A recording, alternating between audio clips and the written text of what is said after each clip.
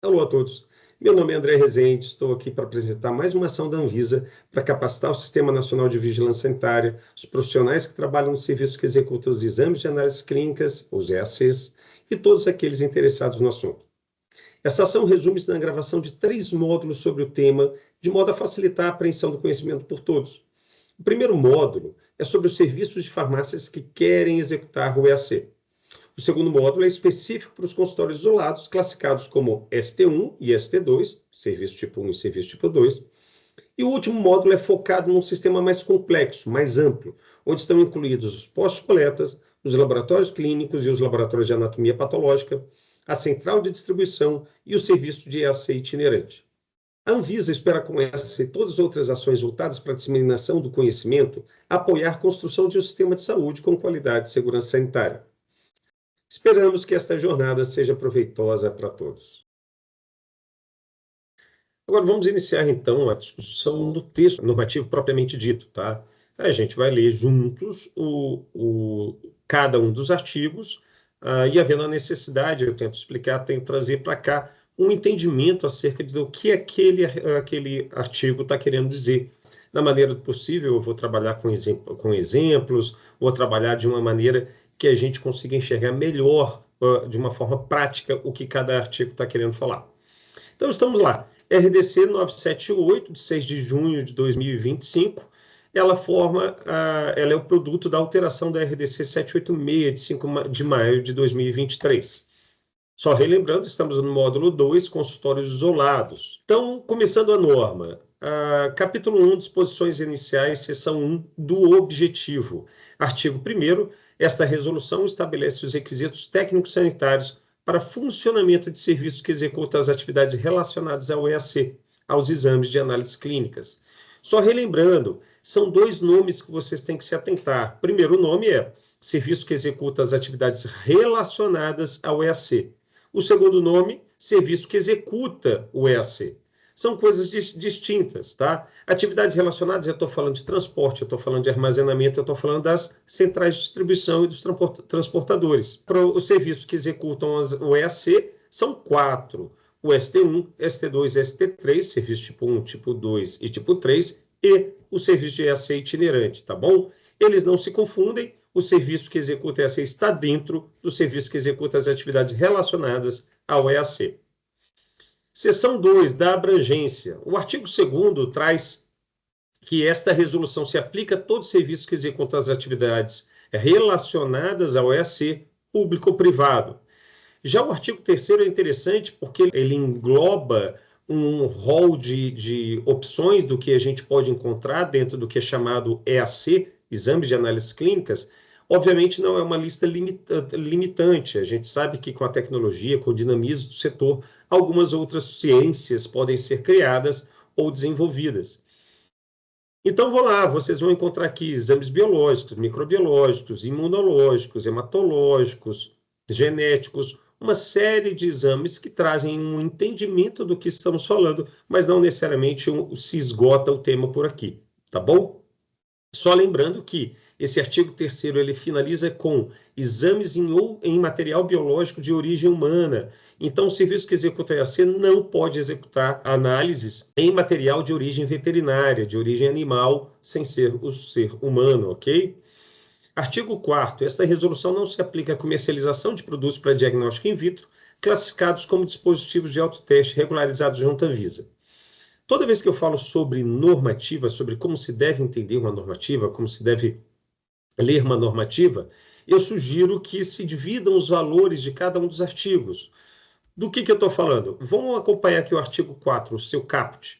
Esta resolução não se aplica, obviamente, então ela está excluindo a comercialização de produtos para diagnóstico in vitro classificados como dispositivos de autoteste. Estou fechando no verbo comercializar, tá? O processo de venda de um produto, tá? Então, restrito a este verbo, a esta atividade de venda. Regularizado junto à Anvisa. Tudo que é regular significa que está cumprindo o normativo. Regular pode, se a norma pedir registro, o produto tem que estar registrado. Se a norma pedir alguma certificação, tem que ter certificado. A norma pode, inclusive, não pedir nada. Ela não dá obrigações para acerca de um produto ou de a prestação de um serviço. Esse produto e esse serviço estarão regularizados se nada fizerem. Por quê? Por conta disso, porque não há norma ou a norma pede que seja executado nada. Então, regular é aquilo que cumpre o normativo, tá? Qualquer ele que seja. Então, o caput desse artigo, do artigo 4º, está falando de comercialização de autoteste, tá? Venda liberada, essa é a tradução desse caput. Já no parágrafo único, vou ler e a gente vai entender. Uso de produtos para diagnóstico in vitro classificados como dispositivos de autoteste deve seguir os dispostos nessa normativa quando forem executados por profissional de nível superior legalmente habilitado no exercício de sua competência profissional. Então, novamente, aquele macete de a gente dividir os valores dos artigos. O uso dos produtos classificados como dispositivo de autoteste. Olha que interessante, aqui eu estou usando, eu mudei o meu verbo. Se no caput era comercialização, aqui eu estou falando de uso, tá certo? Então, eu peguei o produto, de alguma maneira ele está comigo, seja eu tendo comprado, ou sendo eu um farmacêutico dentro de uma farmácia, por exemplo, utilizando o meu serviço, e vou utilizar o autoteste. É este o quadrado que está predefinido para o parágrafo único, tá legal? Então, vamos continuar. Perfeito. Sabemos que não é comercialização mais, é só o uso. Deve seguir o disposto nessa normativa, ou seja, mesmo sendo autoteste, se ele for utilizado sob tais condições, ele deve seguir o que está previsto na 978. Quando? Quando for executado por profissional de nível superior legalmente habilitado, farmacêutico, médico, biólogo, biomédico, no exercício de suas competências profissionais, ou seja, na atuação desses profissionais como médicos, como farmacêuticos, como biomédicos, como biólogos. Então, quando a gente traduz esse parágrafo único, entende-se o quê? Se, por exemplo, estamos numa farmácia e tem um farmacêutico executando um autoteste no exercício de sua competência profissional, como um serviço farmacêutico prestado naquela farmácia, ele tem que seguir 978. Ou seja, estou falando de todos os registros, estou falando dos controles de qualidade, estou falando tudo que a norma nos traz. No caso dos consultórios isolados, lembrando que esse módulo é de consultórios isolados, os consultórios isolados também deverão. Então, caso um médico em seu consultório queira utilizar, ou algum outro profissional em seu consultório querer utilizar um produto, um dispositivo de autoteste, ele vai ter que executar da mesma forma com qualquer outro produto previsto na 978. Tá bom? Então, registros, controles. Então, para resumir, esse artigo 4º, ele é muito importante. Ele separa os dois verbos, o comércio de autoteste e o uso de autoteste dentro da competência legal de um profissional de saúde. Então, percebam que há distinção e que deve ser interpretado de uma forma distinta entre seu caput e o parágrafo único. Dando sequência, eu quero mostrar aqui na seção 3 as definições, já no artigo 5º. Eu trouxe algumas definições aqui para a gente dar uma lida, muito mais não para entender o que está escrito, mas sim para perceber o seguinte. Quando fizemos uma revisão da 786 para 978, nós fizemos uma série de alterações também nos conceitos, nas definições. Nós evoluímos essas definições. Então, é interessante que se perceba, que se note o que aconteceu. Eu não vou parar agora no artigo 5º para a gente discutir as definições, porque eu vou fazer isso durante o nosso estudo até o último artigo. Então, não vou me ater agora ao artigo 5º, a gente vai discutir cada ponto nos seus artigos, pensando numa aplicação prática, tá bom? Mas percebam lá, notem que a gente tem uma definição do que é o certificado de lote, o que é um produto para diagnóstico em via de uso único, tentando traduzir rapidinho, o de uso único é aquele que eu consumi e joguei fora. Vamos ver a definição? Produto para diagnóstico in vitro que é usado por um único paciente, durante um procedimento e em seguida descartado, não podendo ser utilizado novamente. São aqueles cassetezinhos, cada um dá um nome, né? Aquelas peças plásticas que eu coloco uma gotinha, ele corre naquela membrana, aquela gotinha, aquilo ali eu uso e jogo fora. Obviamente não é só este formato, existem outros formatos também. Eu trouxe aqui só para ilustrar. Mas se eu usei e joguei fora aquele meu dispositivo, ele vai ser entendido como um produto para diagnóstico in vitro de uso único, tá bom? Temos aqui o programa de certificação lote a lote e os provedores de controle de qualidade, também como conceitos que receberam evoluções nas suas escritas, tá? O provedor de controle de qualidade é uma nomenclatura interessante que a gente trouxe, que ele soma-se ao provedor que trabalha com o controle interno da qualidade e o provedor que trabalha com o controle externo da qualidade. Esse segundo, comumente, a gente chama de provedor de ensaio de proficiência. Somando-se os dois, a gente deu um nome maior de provedor de controle de qualidade. Eu vou até fugir um pouco aqui na nossa programação e vou voltar aqui na programação de certificação lote a lote para falar que essa programação de certificação lote a lote ela foi feita de uma maneira a trazer uma segurança maior aos produtos, aos lotes produzidos pela indústria, tá? Ele é uma certificação feita pela indústria para cada um dos lotes associados, produzidos por ela, tá? Contrata-se um laboratório, esse laboratório ele é certificado pela ISO 17025 ou pela ISO 15189, o nome correto é NBR ISO IEC 17025 ou NBR ISO 15189. Esse laboratório vai certifica falando que aquele lote está ok, que ele está de alguma maneira aceitável perante os parâmetros técnicos e que ele pode ser utilizado, tá certo? Então, o programa de certificação lote a lote ele me traz um atestado de qualidade acerca de um lote de um produto. Mas vamos continuar. Capítulo 2 dos serviços, seção 1 da classificação. Lembrando que estamos no módulo 2, falando de consultórios isolados. Artigo 6º. Os serviços que executam atividades relacionadas aos exames de análise clínicas são compostos pelo serviço que executa EAC, lembra que eu falei dos dois nomes, e pela central de distribuição.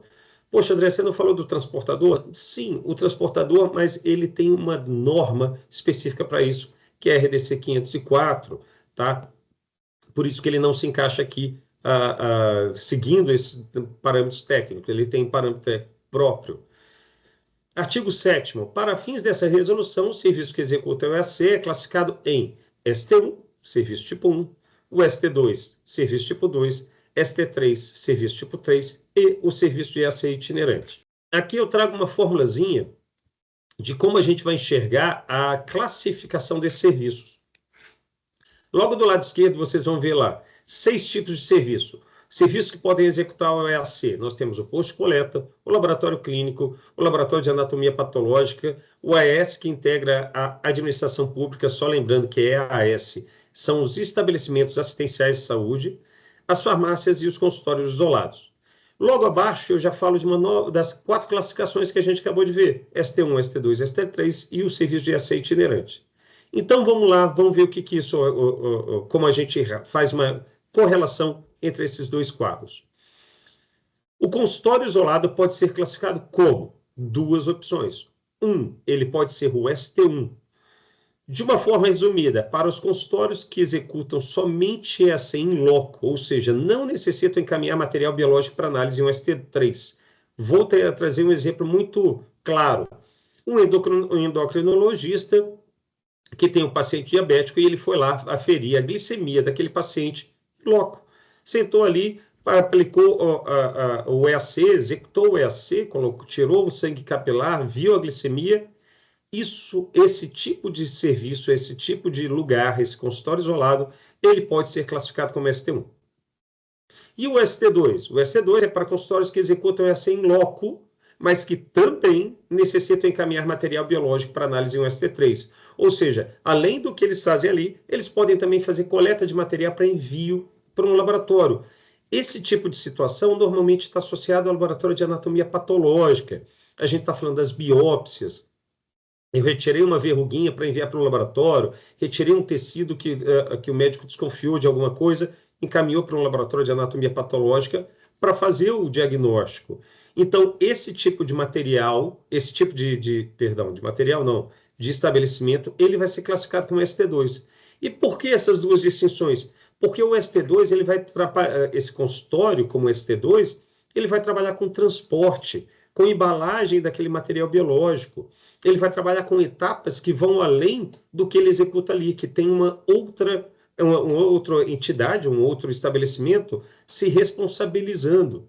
Então, o risco aumentou muito mais. O risco associado a esse procedimento, ele fez o procedimento invasivo, em boa parte das vezes. Então, a gente entende que, como ele tem uma característica diferente de suas atividades e como tem riscos distintos, ele seria um ST2.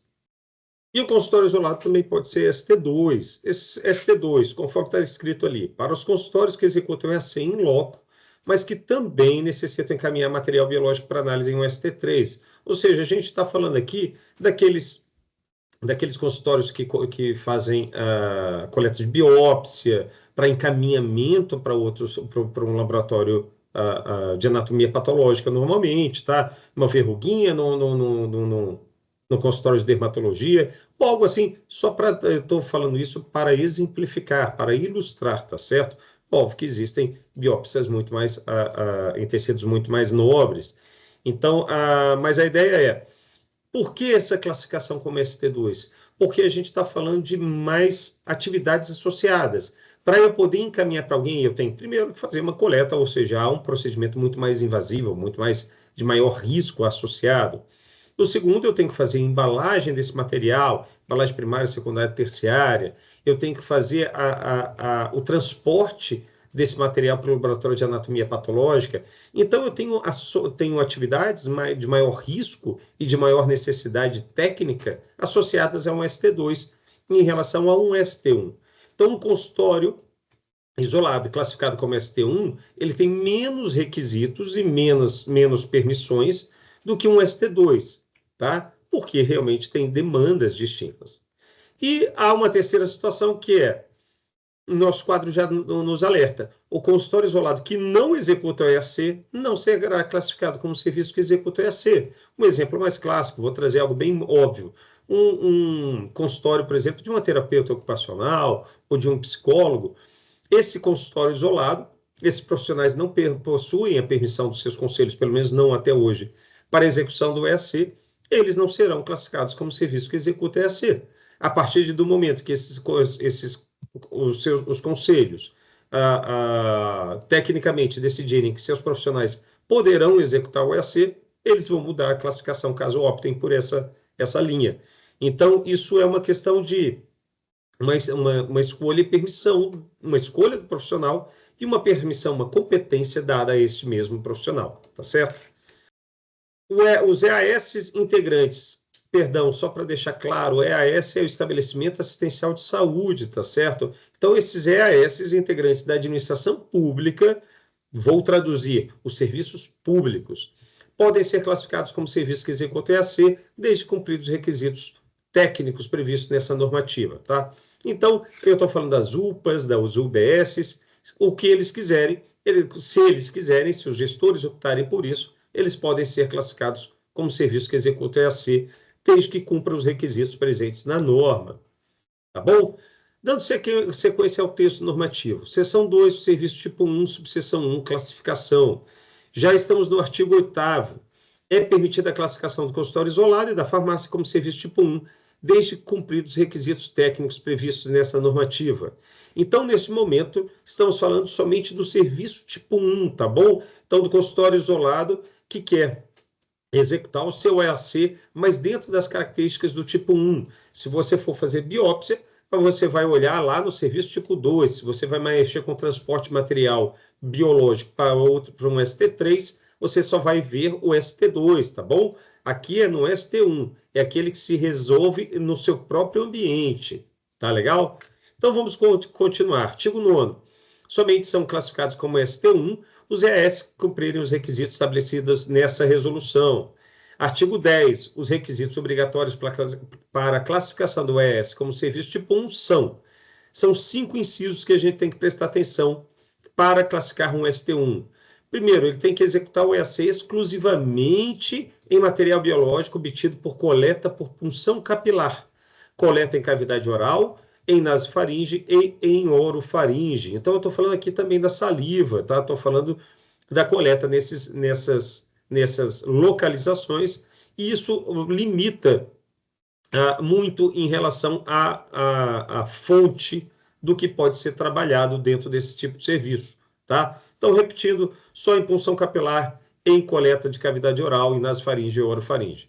O inciso 2, realizar todas as etapas de todas as fases dos processos operacionais relacionados ao EAC no próprio serviço, em loco, incluindo a realização do SIC e do SEC. Então, o consultório isolado, classificado como ST1, não pode fazer nada fora. Tá? Eu estou falando de interpretação do exame, eu estou falando de telemedicina, não vai ser permitido nesse tipo de situação, nessa situação aqui estrita, tá certo? Então, interpreta-se fora, em outro ambiente, não pode. Realiza-se o SIC fora, não pode. Qualquer coisa não pode ser realizada, tá bom? Inciso 3, não realizar guarda, armazenamento ou transporte do material biológico, próprio por terceiro, exceto para o material de SIC-SEC. Então, ali não tem guarda, não tem nada nesse sentido. Como o material de SIC-SEC, ele é, em boa parte, material biológico, a gente permite seu armazenamento pela própria obviedade de ter que ser realizado lá dentro, então eu tenho que ter esse material armazenado. Salvo isso, guarda, armazenamento, transporte de material biológico de amostras pacientes, não pode ser realizado no ST1. Inciso 4, não realizar metodologia própria, in-house, isso daí é algo estrito ao ST3, tá? Então nem precisa discutir aqui. Inciso 5, utilizar somente equipamento que não requer o uso de água reagente produzida no serviço. Havendo alguma necessidade, essa água reagente deverá ser comprada. Artigo 11, o EAC executado no ST1 deve ser realizado exclusivamente por profissional legalmente habilitado.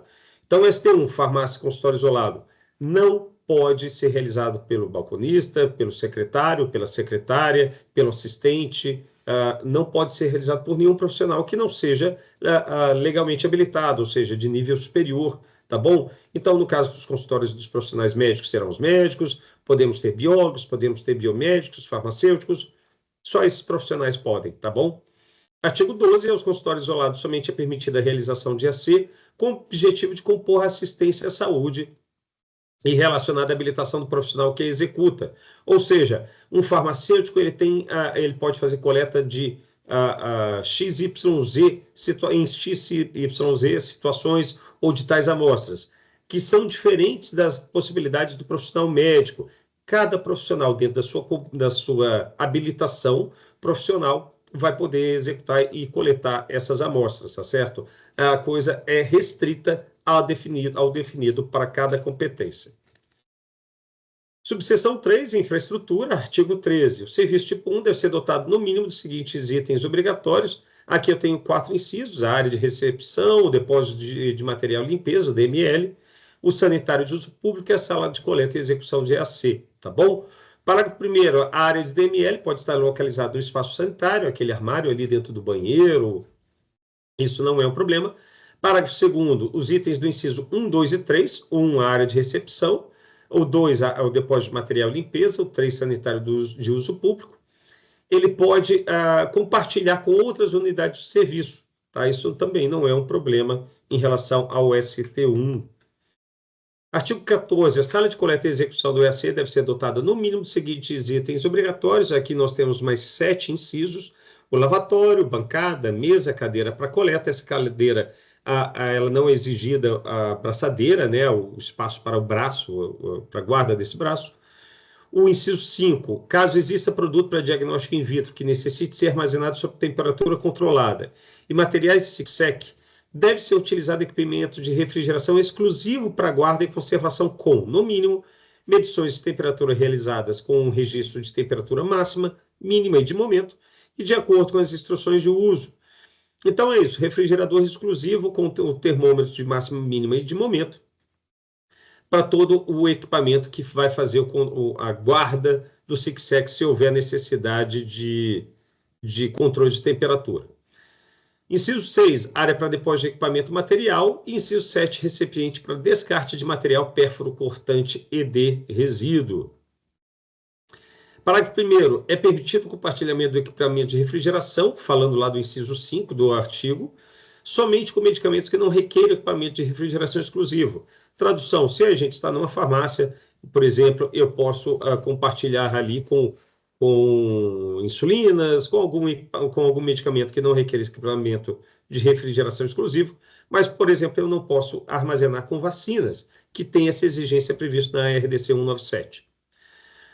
Parágrafo 2º. É permitido o compartilhamento da sala de coleta e execução do EAC para prestação da assistência à saúde pelo profissional legalmente habilitado, observados de forma cumulativa os requisitos sanitários e de infraestrutura para todas as atividades ali desenvolvidas.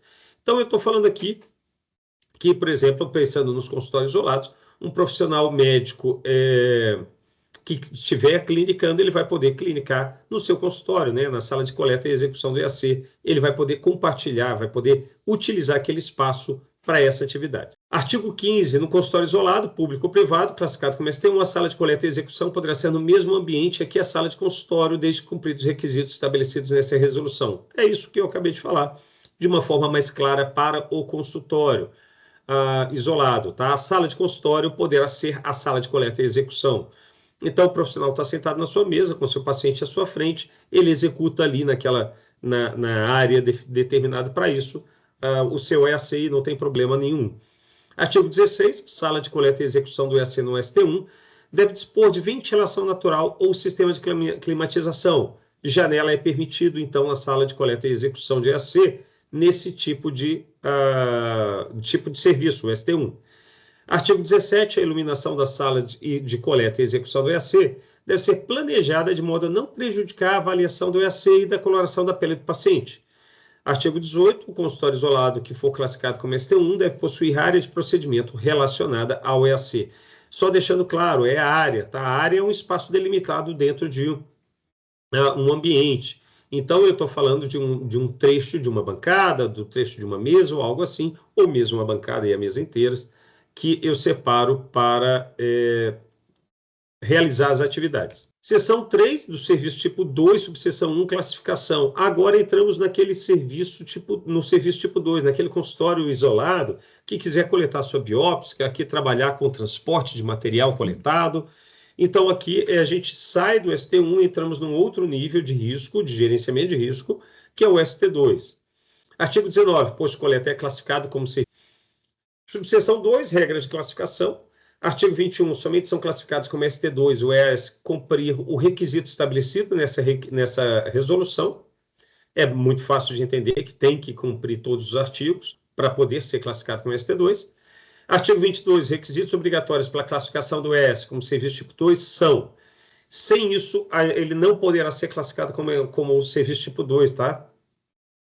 Inciso 1. Executar reacer exclusivamente material biológico obtido por coleta por punção capilar, coleta em cavidade oral, em nasofaringe ou em orofaringe, da mesma maneira que o ST1, tá certo? Então, para o ST2 executar o EAC é somente com esse tipo de...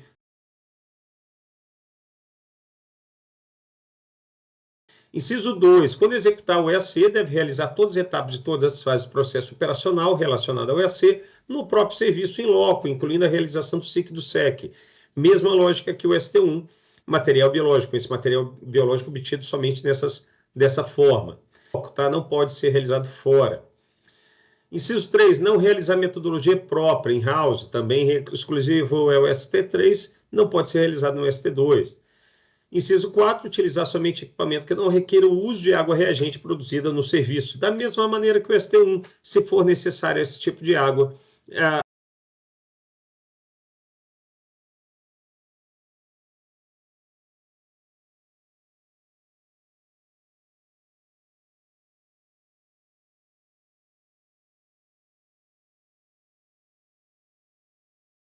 ele deverá ser comprada, não produzida no serviço. Artigo 23. A partir de agora, a gente começa a distinguir, tá, em relação ao ST1, porque, se vocês perceberem, as regras de classificação foram muito próximas, né? Então, a gente tem que ter uma distinção. Qual é essa distinção? A partir de agora, a gente vai começar a falar do que cada um pode, do que o ST2 pode fazer e o ST1 não pode. Artigo 23. É permitida a coleta de outros materiais biológicos, além dos citados no 22. Aqui eu estou falando de qualquer material biológico, tá certo? Lembrem-se das biópsias. Inciso 1 dessa resolução exclusivamente para a fase pré-analítica do serviço tipo 3. essa coleta desses outros materiais não podem ter sua realização feita no ST2, tá? Ele é só e somente só para a pré-analítica do ST3. Então, eu estou coletando para enviar para um laboratório, seja ele de anatomia patológica, seja ele laboratório clínico. Não é e não pode ser realizado no ST2. Parágrafo 1. A coleta dos materiais biológicos que trata o caput desse artigo pode ser feita por profissional legalmente habilitado ou profissional capacitado sob supervisão. Então, aqui eu estou falando do técnico que está sob supervisão, que está ali no box de coleta, fazendo coleta. Nesse sentido, isso não é um problema. É claro que esse cenário ele se adequa muito mais ao exemplo do posto de coleta e não necessariamente ao consultório isolado, mas é difícil tentar antever todas as possibilidades. Então, é isso. Pode ser um profissional capacitado somente, desde que sob supervisão. Parágrafo 2º. A coleta de sangue venoso e de sangue arterial é autorizada apenas nos postos de coleta. Sangue venoso e sangue arterial não são coletados em consultório ST2, tá certo? Na verdade, nem em ST1 também. Em consultório não se coleta sangue venoso e sangue arterial, tá? Então, se for encontrado esse tipo de atividade nos consultórios isolados, vão configurar infração sanitária. Fiquem atentos a isso, tá? É só permitido para posto de coleta. Parágrafo 3º. É permitida ao serviço tipo 2 a transcrição do laudo emitido pelo serviço tipo 3, desde que garantida a fidedignidade dos dados e rastreabilidade do serviço responsável pela etapa analítica. E, parágrafo 4º. É permitida ao serviço tipo 2 a execução do EAC presencial, cuja realização ocorra no ato da coleta. Artigo 24. Somente é permitido ao serviço tipo 2 coletar, armazenar, condicionar, processar e transportar material biológico no âmbito da realização da fase pré-analítica para execução do EAC no serviço tipo 3. É como eu falei, permite-se algumas outras coisas, no caso aqui, a coletar, armazenar, condicionar, processar e transportar material biológico, desde que associado ao envio para um laboratório, seja clínico, seja anatomia patológica. Artigo 25. É proibido ao serviço tipo 2 recebimento de material biológico encaminhado por outro serviço que realiza atividade relacionada ao EAC. ST2 não recebe nada de ninguém, tá? Parágrafo único. Executa-se do dispositivo do caput desse artigo o recebimento do material biológico encaminhado pelo serviço de EAC itinerante para o posto de coleta. Esse parágrafo único não se aplica aos consultórios isolados, então a gente não vai debater aqui. Artigo 26. É permitida a guarda e o armazenamento do material de SIC-SEC conforme instruções do fabricante. Muito lógico, se eu tenho que realizar os controles, eles têm que ser guardados em meu serviço. Subseção 3, infraestrutura. Artigo 27, o serviço tipo 2, o ST2, deve ser dotado no mínimo dos seguintes itens obrigatórios. Podem existir mais objetos, mas estamos falando aqui dos mínimos necessários, obrigatórios. Inciso 1, a área de recepção dimensionada, de acordo com a demanda separada da sala de coleta e execução do EAC. 2, depósito do material de limpeza, DML. 3, sanitário. 4, copa. Obrigatório haver uma copa mesmo nos consultórios isolados. 5, vestiário sanitário dos funcionários. 6, área para lanche de pacientes. É óbvio que essa área de lanches tem que ter lanche, né? Isso é uma coisa muito óbvia, muito clara, senão não se caracteriza como lanche. Isso foi um questionamento de alguma maneira recorrente. Se poderia haver uma área de lanche sem lanches? Não, não pode. Inciso 7, sala de coleta e execução de EAC. E o 8, sanitário de paciente anexo à sala de coleta e execução de EAC, sendo que este também é acessível para pessoas com deficiência, PCD. Tá? Parágrafo 1º, os itens que tratam incisos de 1 a 5, estou falando da área de recepção, do DML, do sanitário, da copa e do vestiário, podem ser compartilhados com outras unidades de serviço. Já no parágrafo 2º, serviço tipo 2, localizado no interior de centro comercial, pode compartilhar as áreas comuns desses estabelecimentos destinados para o sanitário, DML e local de guarda de pertences funcionários.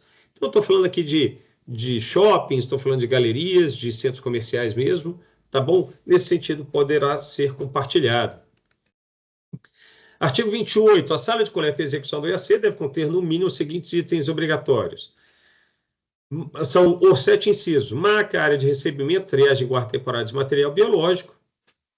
3, lavatório. 4, bancadas. 5, mesa. 6, cadeira para coleta com braçadeira. Um ponto, a área de recebimento, triagem e guarda temporária de material biológico. De onde se o ST2 não pode coletar? Lembra que ele tem um banheiro? Então fez alguma coleta ali, ele vai ter que ter uma área de recebimento, triagem e guarda temporária de material biológico.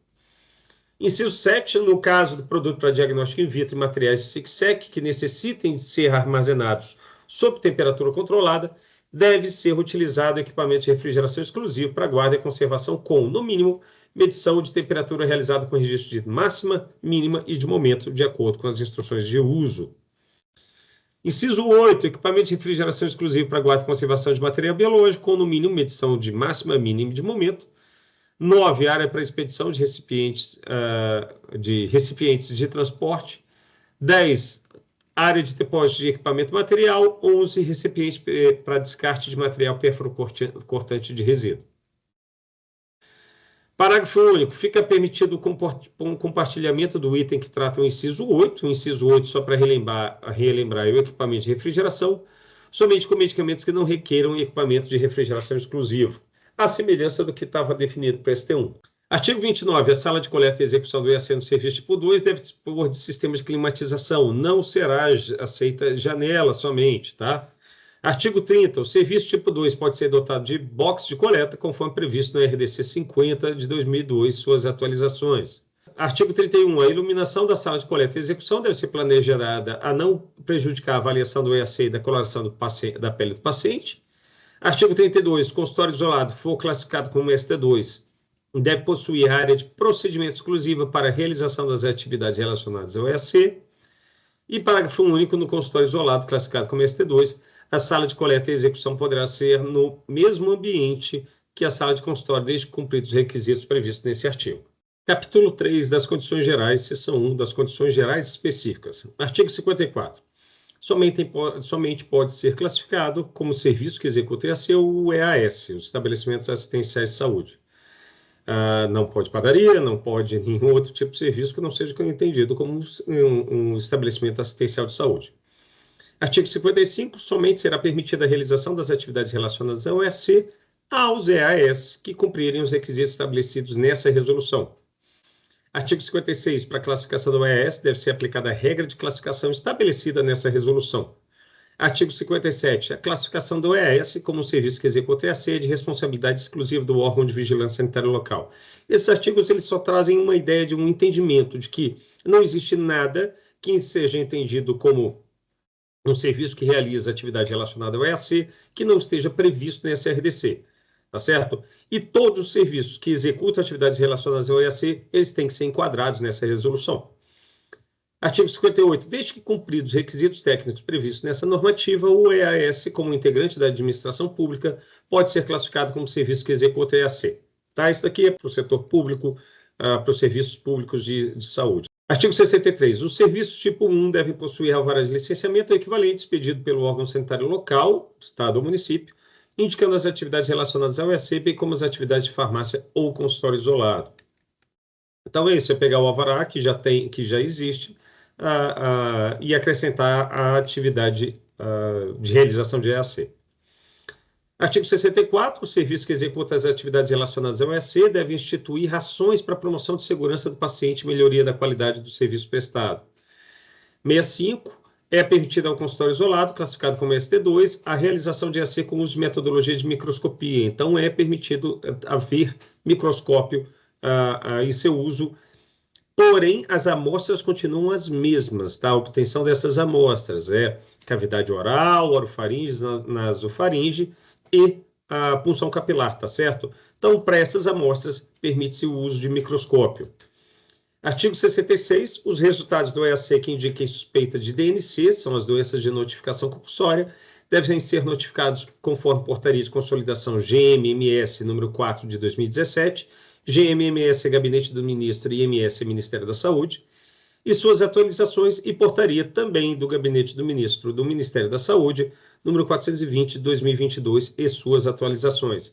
Então, consultório isolado, sim, ele notifica as doenças de notificação compulsória, tá certo? Quaisquer que seja o profissional trabalhando lá dentro. Artigo 67. Os serviços que realizam EAC para as DNCs, para as doenças de notificação compulsória, deverão seguir as diretrizes de diagnóstico dispostas nas correspondentes portarias aprovadas pelo Ministério da Saúde. Quais são essas portarias? A gente não escreveu porque simplesmente o Ministério da Saúde é um órgão com total autonomia de construir programas que foquem em saúde pública, e esses programas têm um dinamismo determinado por esse ministério.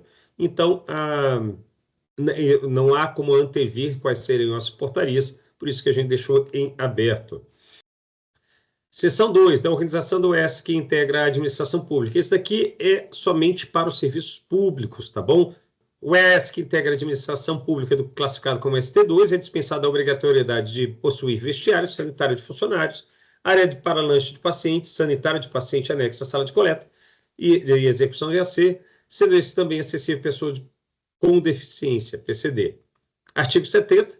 Para a EAS que integra a administração pública classificada como ST2, é permitido receber, armazenar, condicionar, processar e transportar material biológico no âmbito da fase pré-analítica para execução do EAC em outro serviço tipo 2 ou serviço tipo 3 que integra a administração pública. Ou seja, só entre serviço público a gente permitiu um ST2 encaminhar para ST2, tá bom? Isso não pode para o setor privado. Artigo 71, para o ES que integra a administração pública classificado como ST2, é permitida a execução do ESC utilizando qualquer material biológico, desde que utilizado em equipamento de uso único ou por metodologia de microscopia no serviço in loco, com o objetivo de apoiar o cuidado da saúde. Artigo 72, ao EAC itinerante é permitido coletar e transportar qualquer material biológico no âmbito da fase pré-analítica para execução do EAC em EAS que integra a administração pública classificado como ST2 ou como serviço tipo 3, tá? Então, os consultórios isolados públicos, eles vão ter esse tipo de permissão. Em seu parágrafo único, o artigo 72 traz que, no âmbito das políticas públicas de promoção e proteção à saúde, prevenção e controle de doenças, serviço de EAC itinerante deve estar vinculado a um EAS fixo, tá? Para o público, ele tem que estar vinculado a um ST3 fixo, tá? Essa é a diferença. Esse vínculo no serviço público pode ser a uma UPA, uma UBS, não necessariamente a um laboratório. Seção 2, da organização do ES que integra a administração pública. Aqui a gente está falando dos consultórios públicos, então a gente traz de uma maneira aplicável, obviamente, aos itens normativos, mas somente nesse estrito a esse quadradinho, a essa ideia de serviço público. Artigo 70. Para o EAS que integra a administração pública classificado como serviço tipo 2, é permitido receber, armazenar, acondicionar, processar e transportar material biológico no âmbito da fase pré-analítica para execução do EAC em outro serviço tipo 2 ou serviço tipo 3 que integra a administração pública. Só para os públicos isso é permitido, tá? ST2 enviar para ST2. Artigo 71, para o ES que integra a administração pública classificado como serviço tipo 2, é permitida a execução de EAC utilizando ou qualquer material biológico, desde que utilizados em equipamento de uso único ou por metodologia de microscopia no serviço próprio, in loco, com o objetivo de apoiar o cuidado à saúde. Permissões dadas ao serviço público, tá certo? Artigo 72, ao EAC itinerante é permitido coletar e transportar qualquer material biológico no âmbito da fase pré-analítica para a execução do EAC em EAS que integra a administração pública classificado como ST2 ou como ST3. Em seu parágrafo único está dito que, no âmbito das políticas públicas de promoção e proteção da saúde, e prevenção e controle de doenças, o serviço de EAC itinerante deve estar vinculado a um EAS fixo. A diferença para o setor público, para o setor privado, é que o itinerante no privado deve estar vinculado a um ST3 fixo e não a um EAS. Aqui a gente diz que pode estar vinculado, então, a uma UPA, a uma UBS, tá? Seção 3, da organização do serviço que executa as atividades relacionadas aos EACs, aos exames de análises clínicas. Agora, novamente, aplicável ao serviço público e privado. Artigo 73. O EAS classificado como serviço que executa as atividades relacionadas ao EAC deve possuir alvará de licenciamento ou equivalente expedido pelo órgão sanitário local, indicando as atividades relacionadas ao EAC. Tem que estar escrito lá que realiza EAC ou tem itinerante ou algo assim, tá? Caso seja um ST3, por exemplo. Artigo 74. O EAS classificado como serviço que executa as atividades relacionadas ao EAC deve estar inscrito no CNES, no Cadastro Nacional de Estabelecimentos de Saúde. Artigo 75. O EAS classificado como serviço que executa a atividade relacionada ao EAC deve possuir um profissional legalmente habilitado como o RT, tá? O responsável técnico. E seu parágrafo único determina que esse serviço deve contar com um profissional legalmente habilitado como substituto. No artigo 76, o serviço que executa atividade relacionada ao OEAC deve possuir estrutura organizacional documentada, isso tudo no papel timbrado normal do próprio serviço, devem ter todos os serviços, todas as pessoas, todo mundo que trabalha naquele lugar, tudo organizado e devidamente registrado. Artigo 77, o serviço que executa as atividades relacionadas ao EAC é responsável por estabelecer uma política de acesso a dados e informações, computadorizados ou não, necessário para prover o serviço prestado e de forma a assegurar a proteção às informações do paciente, de acordo com a Lei 3.709, de 2018, conhecida como LGPD, a Lei Geral de Proteção de Dados, ou outro dispositivo legal que venha alterá-la ou substituí-la. Vocês vão reparar que em diversos momentos eu falo que ali tem um conceito do LGPD, vocês vão ver isso quando eu leio outros artigos. Sim, a LGPD é uma norma que é utilizada como base para a construção da 978, então os seus valores estão presentes em outros artigos. A ideia é sempre proteger não somente o profissional que está ali no serviço, mas principalmente o paciente. A proteção dos dados, a proteção ao sigilo, proteção à confidencialidade, todos esses conceitos presentes na LGPD são base para a construção da 978. Artigo 78. O serviço que executa as atividades relacionadas ao EAC deve realizar a avaliação de qualidade de seus produtos ou serviços no caso de suspeita de desvio de qualidade. Se deu problema, se tem alguma forma de não conformidade, tem que ser entendido aquilo como um estímulo, como motivador para uma investigação. Parágrafo único. Todos os registros devem estar acessíveis e especificados em instruções escritas. Instruções escritas é um nome, é um sinônimo para POP. POP é um nome muito mais associado aos processos de qualidade, de acreditações, por aí afora. Então, aqui na norma, a gente utiliza instruções escritas, tá ok? Capítulo 4 das relações, seção 1 da contratação. Artigo 79. A contratação das atividades relacionadas ao EAC deve estabelecer a responsabilidade das partes envolvidas e os critérios de controle e qualificação. Toda relação do serviço que executa o EAC tem que ter um contrato, toda, sem exceção. Tá? De comprar tinta para impressora até transporte de material biológico. Abre-se uma exceção em alguns casos, como a gente vai ver na frente. Olha lá, artigo 80. Para os fornecedores de insumos e prestadores de serviços de atividades não relacionadas ao EAC, atividade não relacionada ao EAC, o fornecimento de tinta para impressora é uma atividade, sim, que o laboratório, o consultório isolado, que a farmácia tem que ter, mas não está relacionada ao EAC. É dispensável a formalização de contrato escrito, sendo aceitável para comprovação do negócio jurídico entabulado entre as partes apenas as notas fiscais e documentos equivalentes. Eu comprei tinta, eu tenho uma nota fiscal, eu não preciso ter um contrato necessariamente para este tipo de serviço. Parágrafo único. Quando aplicável, as partes devem requisitar documentos que comprovem a regularidade sanitária e outras necessidades regulatórias da outra parte. Por exemplo, provedores de controle de qualidade, você pode pedir para ele a licença sanitária e os demais documentos aplicáveis. Artigo 81. As partes devem assegurar que todos os produtos, materiais e conhecimentos a elas entregues sejam adequados para o propósito que se destinam. Artigo 82. As obrigações, responsabilidades e funções das partes devem constar de contrato escrito, com vistas à verificação do cumprimento disposto nesta resolução. Em seu parágrafo único, a gente prevê que o contrato deve 6 incisos. 1. Autorização expressa para que as partes promovam auditorias. 2. Controle de rastreabilidade. 3. Cumprimento de todos os requisitos da fase analítica, pré-analítica e analítica. 4. A obrigação de que as partes comuniquem entre si desvios de qualidade e riscos identificados. 5. Obrigação de que as partes forneçam todas as informações necessárias à outra parte para garantir uma operação segura e com redução de riscos. E 6. Obrigação de que as partes cumpram os requisitos dispostos nessa resolução, de modo a garantir a segurança, qualidade e confiabilidade dos resultados dos exames. Não há atividade excluída da norma, tá certo?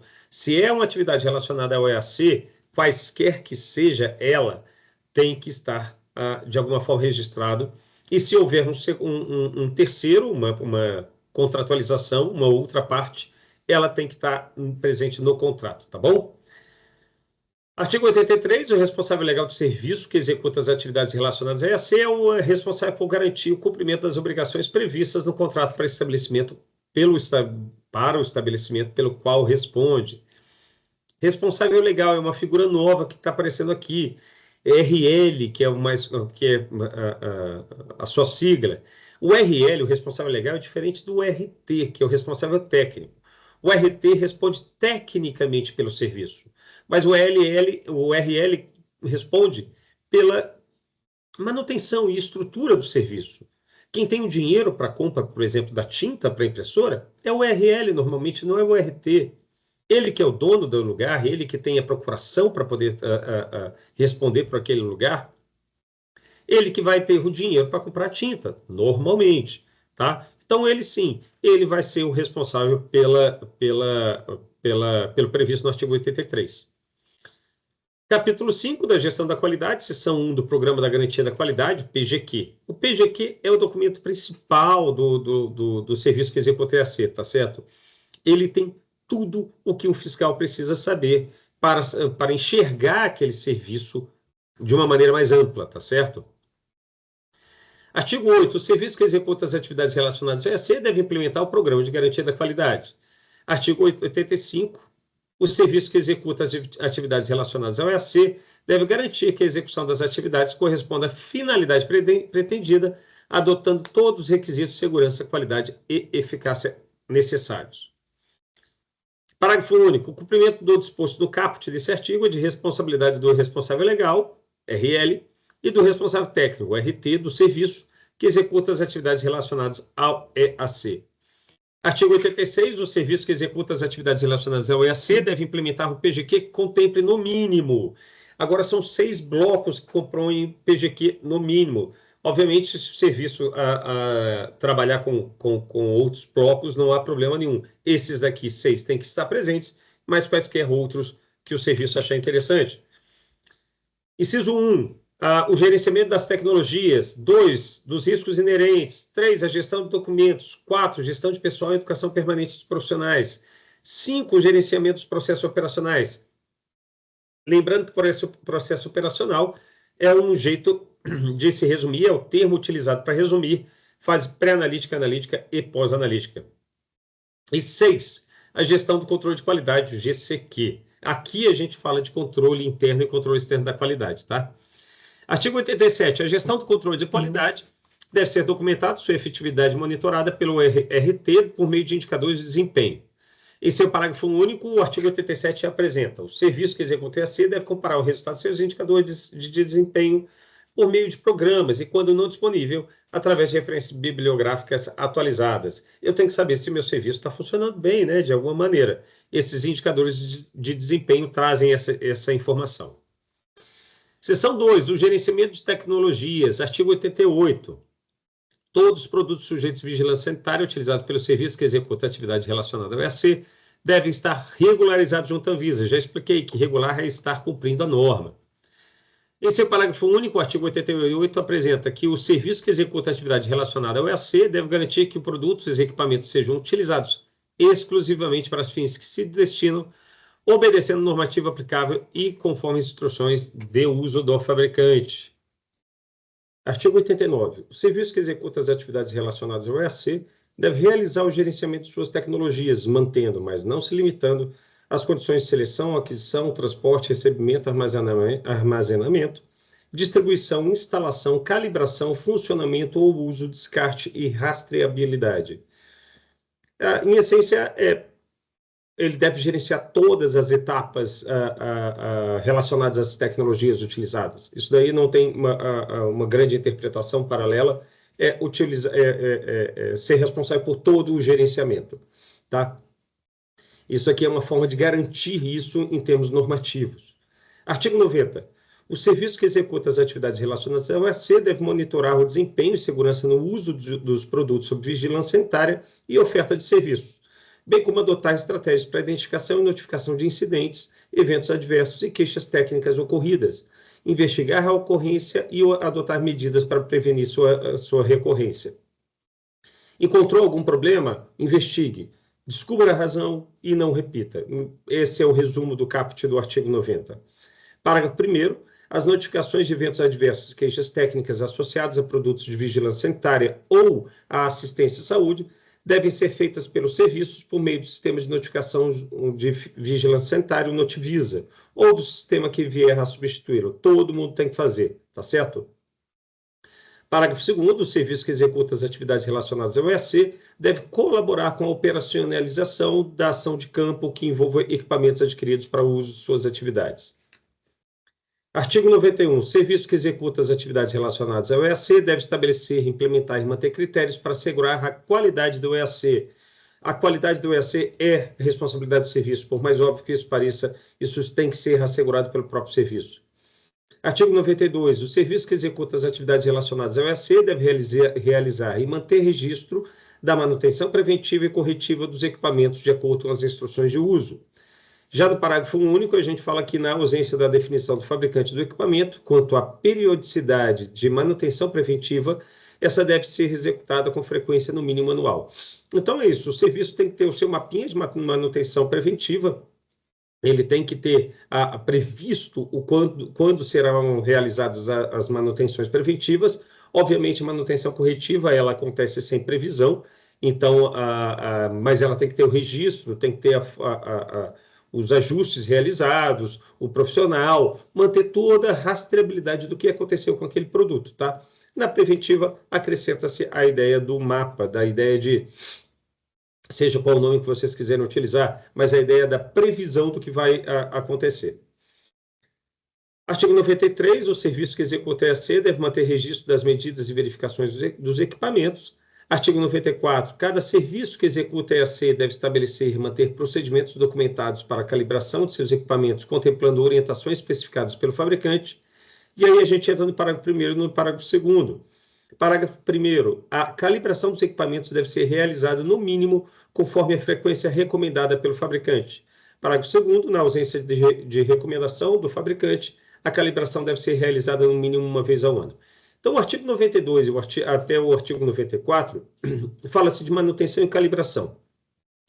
Manutenção e calibração são obrigatórios para todos os produtos, tá certo? Então, quem define a regra, normalmente, é a instrução do fabricante. É o fabricante que define isso e essa definição fica presente nas instruções do fabricante. Porém, na ausência de, porventura, o fabricante não tenha dito, tem que ser realizado uma vez ao ano, no mínimo, tá certo? Então, não tem muita interpretação além, é só executar e está tudo ok, fazendo registro de tudo. Lembrando que a Lei 6437, ela define que são 5 anos para as infrações sanitárias expirarem. Então, esses registros têm que ser guardados por, no mínimo, 5 anos, tá certo? Artigo 95, o serviço que executa as atividades relacionadas ao EAC deve garantir meios eficazes para o armazenamento dos produtos para diagnóstico in vitro e do material biológico, garantindo sua conservação, eficácia e segurança, mesmo diante da falha do fornecimento de energia elétrica. Então, isso daqui é muito válido principalmente para o ST2, óbvio que o ST1 entra aí pensando em SIC-SEC, mas a ideia é, houve falha de energia elétrica no fornecimento de energia elétrica, eu tenho que ter formas de garantir a manutenção daquele material biológico, tá bom? Me parece óbvio, mas é sempre importante falar que isso também depende, claro, da necessidade de um refrigerador ou de algum equipamento que use energia elétrica. Então, caso não haja essa necessidade, obviamente esse artigo ele não é aplicável. Artigo 96. Os equipamentos que necessitam funcionar com temperatura controlada devem ter, no mínimo, medições de temperatura realizadas com registro de temperatura máxima, mínima e de momento. Já no seu parágrafo único, a gente apresenta, para equipamentos de operação contínua, o registro deve ser realizado de forma a monitorar a operação do equipamento durante todo o processo cujo controle de temperatura seja necessário. Então, isso aconteceu de recebermos uma série de questionamentos acerca, poxa, eu tenho que ter esse registro no início, no fim do expediente, e quando não há fim de expediente, quando funciona 24 horas. Aí trouxemos esse parágrafo único para fazer esse tipo de esclarecimento, tá bom? A subseção 1 dos produtos para diagnóstico in vitro, de uso in vitro, reagentes e insumos. Artigo 98. O serviço que executa as atividades relacionadas ao EAC deve dispor de equipamentos de acordo com a complexidade do serviço e necessários ao atendimento de sua demanda. No artigo 99, o serviço que executa as atividades relacionadas ao EAC deve manter instruções escritas em língua portuguesa referentes ao equipamento, podendo ser substituídas ou complementadas por manuais do fabricante. Isso daqui a gente encontra muito, são aquelas pastas com saquinhos plásticos, onde você coloca lá dentro o manual do fabricante e deixa acessível para toda a equipe, sempre o manual do fabricante português, viu? Salvo isso, não há problema nenhum. Obviamente, se o serviço quiser traduzir isso, colocar isso num papel timbrado, num outro documento, seguindo essas regras, também não há problema nenhum. Artigo 100, o serviço que executa as atividades relacionadas ao EAC deve registrar o recebimento dos produtos para diagnóstico de uso in vitro, reagentes e insumos. Vocês percebem que toda hora a gente fala de rastreabilidade, toda hora a gente fala de garantias para a rastreabilidade e da qualidade, tá? Isso é um foco muito grande da 978. Parágrafo único. O registro dos produtos para diagnóstico in vitro recebidos devem apresentar dados, tais como o número de lote, conformidade de condições de transporte, data de recebimento e outras informações necessárias para garantir a rastreabilidade e qualidade. O parágrafo único ratifica o artigo 1º e traz mais detalhes.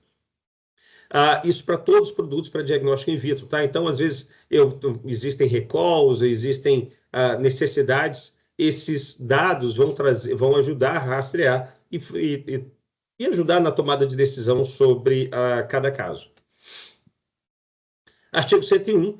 O reagente e insumo fracionados ou preparados pelo serviço que executa EAC e por ele utilizados devem ser identificados com rótulo contendo. Aqui vai de 1 a 8 incisos, tá certo? É só a ideia de uma leitura simples e aplicação, é o nome do reagente, o insumo, concentração, o número do lote, quando aplicável, data de preparação, nome do responsável, data de validade, condição de armazenamento e informação referente a risco potencial. Fundamental, viu? Parágrafo 1º. É proibida a comercialização dos reagentes e insumos fracionados ou preparados pelo serviço que executa EAC. Caso haja necessidade desse preparo, seja um fixador, um corante, não podem ser comercializados, tá certo? Parágrafo 2º. São proibidos o recebimento e envio de reagentes e materiais de controle de qualidade fracionados por outros serviços que executam atividades relacionadas ao EAC. Não existe comercialização entre esses serviços, tá certo? Pensando em controles de qualidade, conforme esse artigo, conforme o artigo 101. Artigo 102. A utilização de reagentes, insumos e produtos para diagnóstico in vitro e suas condições de preservação e armazenamento devem respeitar as recomendações de uso do fabricante, não sendo permitida sua revalidação depois de expirada a validade. Isso é previsto em lei, a gente internalizou aqui na RDC, e não há como aceitar estudos. A gente já teve muito caso de serviços conduzindo estudos de revalidação, isso não é aceito em hipótese alguma, tá certo? Artigo 103. É permitido que o serviço que executa EAC realize ensaios analíticos de forma a garantir a qualidade dos insumos e dos produtos utilizados nos processos operacionais do próprio serviço. Controle da água, dos seus insumos, dos seus reagentes, mesmo não sendo um material biológico, que é o foco do serviço que executa EAC, é permitido realizar nesses insumos alguns testes para verificação da qualidade, tá certo? Então, isso não é um problema, isso faz parte da manutenção, da correção e do ordinário do serviço que executa EAC, tá? Artigo 104. A área de armazenamento deve ser dotada de equipamento adequado para o controle de temperatura e umidade requeridos conforme instrução do fabricante. Tá? A área de armazenamento, então, a gente está falando de um armário, está falando de um espaço delimitado, ou mesmo de uma sala. A área pode ser a sala inteira. Isso não é um problema, tá? Mas eu tenho que fazer o controle da temperatura e umidade conforme requerido pelo fabricante. Subseção 2, do Sistema de Informação. Artigo 105. O serviço que executa EAC deve definir uma política de responsabilidades para estabelecer 5 artigos muito tranquilos. Só deixando claro que estamos aqui falando de sistema de informação, não sistema de informática, tá? Não precisa ser computadorizado, não precisa ser digital. Então, temos a possibilidade de ter um sistema de informação em papel, em outros meios de gravação, tá? De registro. Inciso 1, sistemática de acessos a dados e informações pacientes dos profissionais de serviço. Eu tenho que saber quem está acessando os dados dos pacientes, tá? Não é acessível por todos, com toda certeza. Ele tem que ter uma cadeia de responsabilidades e de possibilidade de acesso. 2, controle de acesso a lançamento e alterações de dados e resultados dos exames dos pacientes, contendo históricos com data, horário, usuário e local em que ocorreu o cadastro ou alteração das informações. Autoexplicativo, não se pode alterar sem ter um registro disso, todos os registros dessa atividade. Inciso 3, processo sistematizado para a liberação dos resultados dos exames e laudos dos pacientes, seja ela automática ou manual. Eu tenho que ter uma forma de liberação registrada, protocolada, pensada, instrução escrita sobre como realizar isso, tá? Não é de qualquer forma, eu tenho que ter as validações, eu tenho que ter as verificações. 5, sistemática definida e documentada de proteção contra acessos não autorizados. Autoexplicativo, ninguém pode mexer se não for autorizado. Artigo 106, o serviço que executa as atividades relacionadas ao EAC deve realizar a avaliação e verificação do sistema ou programa de informática antes de sua implementação e documentá-las, contemplando informações referentes à disponibilidade, confiabilidade, integridade dos dados e responsabilidades das instituições e dos usuários. Isso sim, agora é focada em sistema ou programa de informática e deve ser cumprido à risca. Subseção 3, do gerenciamento dos riscos inerentes. Artigo 107. O serviço que executa as atividades relacionadas ao EAC deve definir e implementar medidas para o aprimoramento constante do gerenciamento dos riscos inerentes às tecnologias utilizadas. Artigo 108. O serviço que executa as atividades relacionadas ao EAC deve organizar, estruturar e implementar ações para melhoria contínua dos processos de trabalho.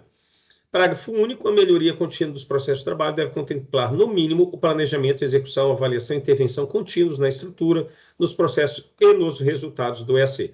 Esses dois artigos, contando com o parágrafo único, eles falam de eles dão uma ideia de preparo do serviço, de uma preparação desse serviço para gerenciar os riscos inerentes. Eles têm que enxergar esses riscos, têm que, de alguma forma, controlá-los da melhor maneira possível, só que essa melhor maneira possível, ela evolui. Então, eles sempre têm que repensar suas formas de proteção, suas formas de segurança, tá? Associados aos riscos observados. Artigo 109, o gerenciamento do risco deve contemplar, no mínimo, identificação, análise, avaliação, tratamento, monitoramento e comunicação dos riscos, identificação de possíveis falhas de equipamentos e erros humanos que possam resultar em incidentes relacionados à assistência à saúde, promoção das medidas preventivas necessárias.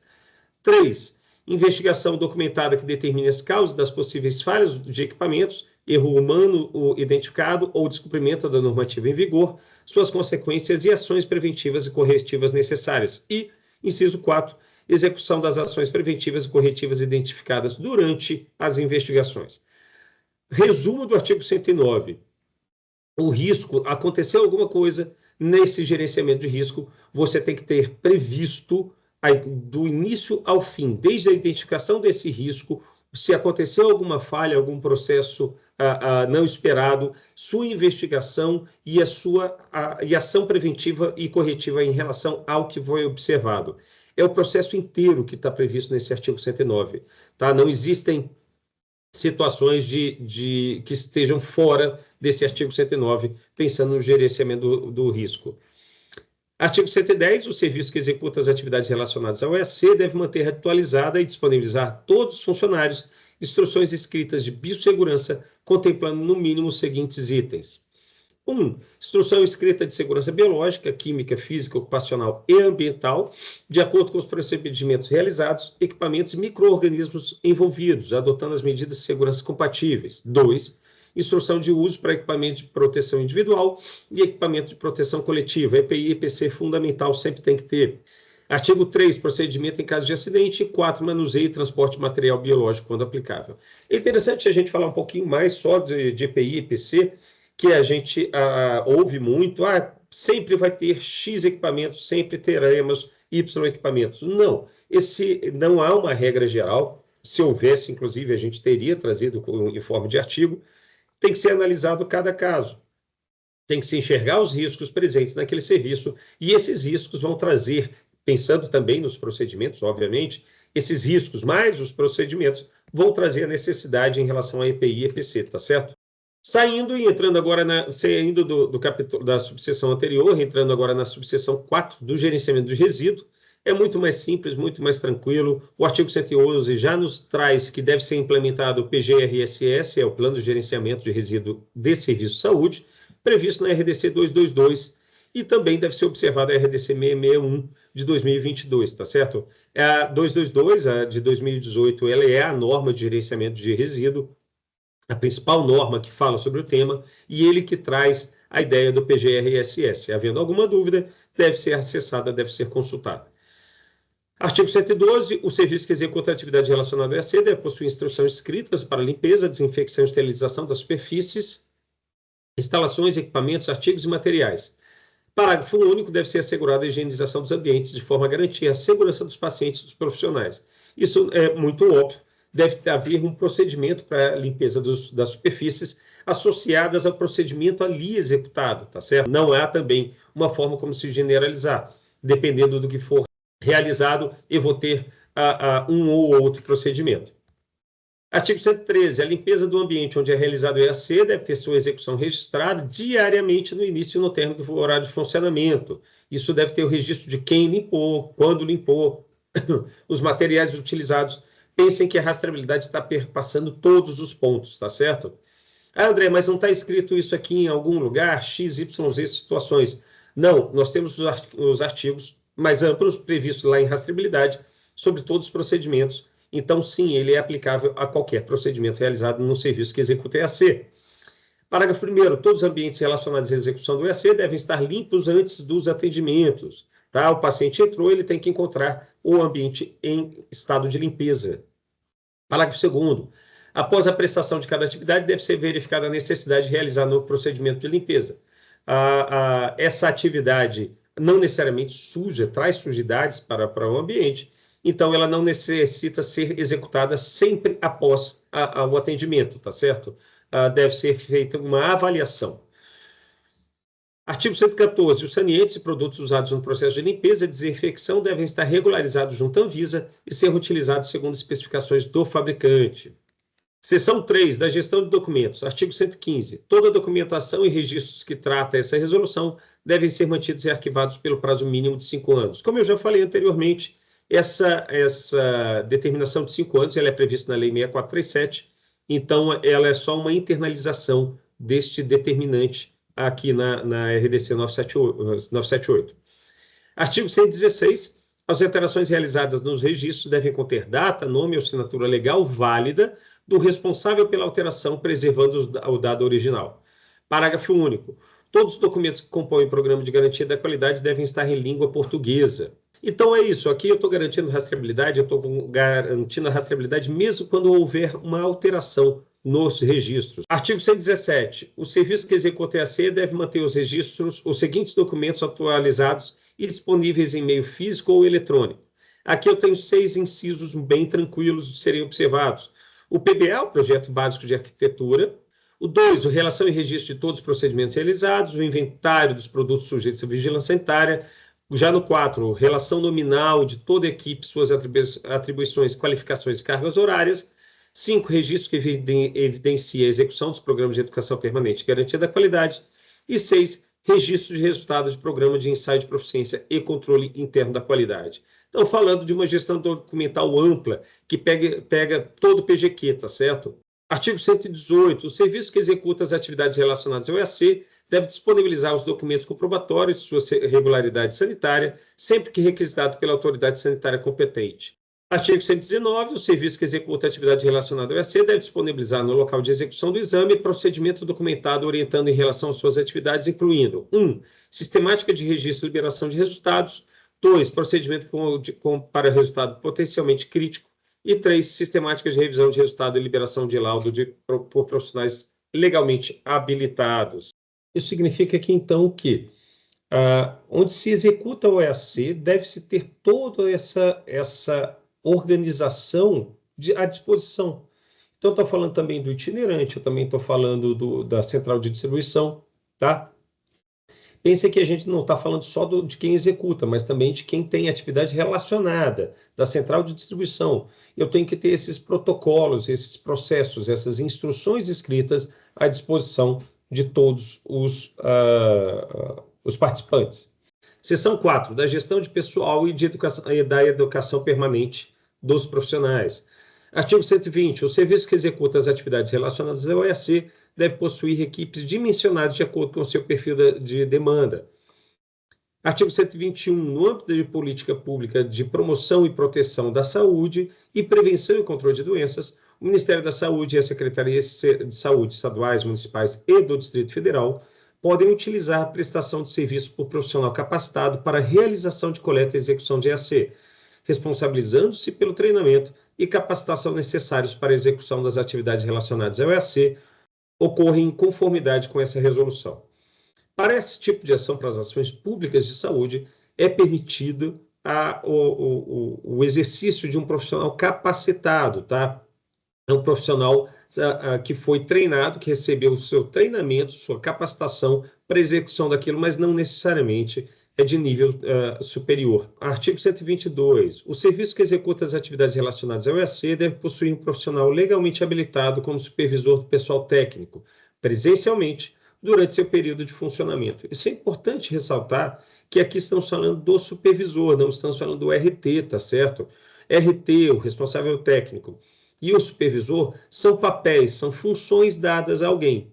Se essas duas funções forem dadas à mesma pessoa, ao mesmo profissional, ele, que tem o papel de supervisor também, deve estar presente durante todo o período de funcionamento do serviço, presencialmente. Porém, se forem papéis, funções dadas a duas pessoas distintas, a pessoa que tem o papel de supervisor, somente esse, deverá estar presencialmente durante o período de funcionamento do serviço. Parágrafo 1º. O supervisor do pessoal técnico poderá ser o RT, como eu acabei de mostrar. Parágrafo 2º. O serviço que executa as atividades relacionadas ao EAC pode possuir um ou mais supervisores do pessoal técnico, um supervisor da manhã, outro da tarde ou do turno noturno, ou então 2 da manhã, que tem mais demanda, não há problema nenhum, tá certo? Parágrafo 3º, em caso de impedimento do supervisor do pessoal técnico, o serviço que executa as atividades relacionadas ao EAC deve contar com um profissional legalmente habilitado para substituí-lo. Então, é simples entender, eu tenho que ter alguém supervisionando, ele tem que ter nível superior, e tem que, não precisa ser somente um, podem ser 2 ou 3, podem ser por setor, eu tenho o setor de bioquímica ou de parasito, não há problema nenhum, tá? O consultório isolado, isso é mais condensado, isso normalmente está centrado em uma única pessoa, normalmente também é o RT, mas caso haja essa situação de um consultório com mais profissionais, um deles será o supervisor, tá? E tem que estar presencialmente durante o período de funcionamento. Artigo 123, o serviço que executa as atividades relacionadas ao EAC deve manter registro de formação e qualificação de seus profissionais compatíveis com as funções desempenhadas, registro de estudo. Artigo 124, o serviço que executa as atividades relacionadas ao EAC deve implementar programa de educação permanente para toda a equipe. Todos, tá? Eu estou falando de transporte, eu estou falando de pessoal de limpeza, eu estou falando de todo mundo que executa alguma atividade relacionada ao EAC. Artigo 125, o Programa de Educação Permanente deve contemplar, aqui é mais ou menos autoexplicativo, são 3 incisos, mas vamos passar rapidinho. Capacitação e treinamento inicial e periódico, com frequência mínima anual, a gente fez uma inovação já na 786, importada aqui para a 978, que é determinar frequência para algumas coisas, manutenção, calibração e agora capacitação também. A capacitação e treinamentos teóricos e práticos baseados em abordagem de risco, sempre que novos processos, iniciemos alguma coisa, técnicos ou tecnologias forem implementadas, comprei um equipamento novo, inseri no meu uso um novo produto, ou antes de novas pessoas integrarem aos processos. Chega um profissional novo, sempre tem que ter capacitação nesses momentos, tá? Inciso 3, a metodologia de avaliação de forma a demonstrar a eficácia das ações de capacitação e treinamento. Não basta ter dado aula, eu tenho que saber se aquela aula foi de alguma forma eficaz. Então, eu tenho que ter essas formas de avaliar. Qual forma? Pode ser uma prova, um teste, um exame, né? Pode ser a execução de alguma atividade específica, tem que ter uma forma de comprovação. Artigo 126. As capacitações e treinamentos periódicos devem contemplar, no mínimo, os seguintes tópicos.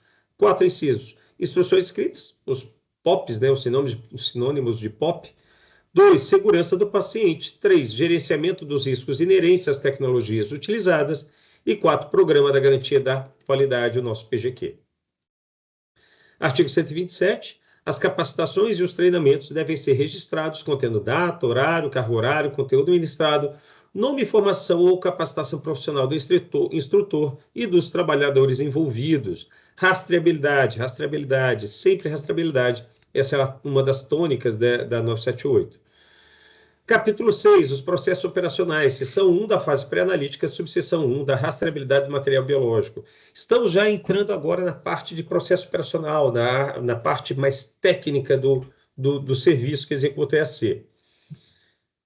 Artigo 128. O serviço que executa as atividades relacionadas ao EAC deve garantir e evidenciar a rastreabilidade de todas as atividades relacionadas ao material biológico nas fases pré-analítica, analítica e pós-analítica. Artigo 129. O laudo liberado pelo serviço que executa o EAC deve conter nome e número de cadastro do CNES do estabelecimento responsável pela fase analítica de cada EAC realizado. Parágrafo único. A identificação do material biológico, quando da realização de exames no ato da coleta e com entrega imediata do laudo ao paciente, pode ser simplificada com o nome completo do paciente, sua idade ou data de nascimento, desde que seja possível realizar a rastreabilidade entre material biológico e paciente, de forma a garantir a segurança do paciente ou de seu material biológico. Então é isso, essa subseção ela vai falar de toda a rastreabilidade necessária. A rastreabilidade ela está presente dentro da fase pré-analítica. E a gente continua para o artigo 131. O serviço que executa as atividades relacionadas ao EAC deve garantir a recuperação e a disponibilidade de todas as informações relativas ao EAC. O fiscal de vigilância sanitária, ao demandar, ele tem que ter toda essa rastreabilidade determinada pelo serviço. Artigo 132, temos 4 incisos. O serviço que executa o EAC deve: 1.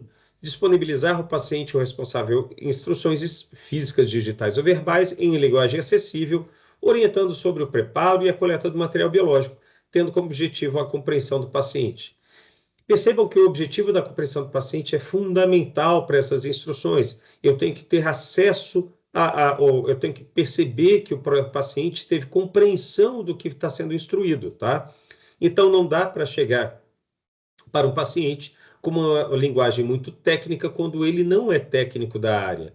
Não dá para trabalhar com um paciente que tem um certo grau de dificuldade de entendimento, seja ele estrangeiro, seja ele que não entenda bem a linguagem utilizada.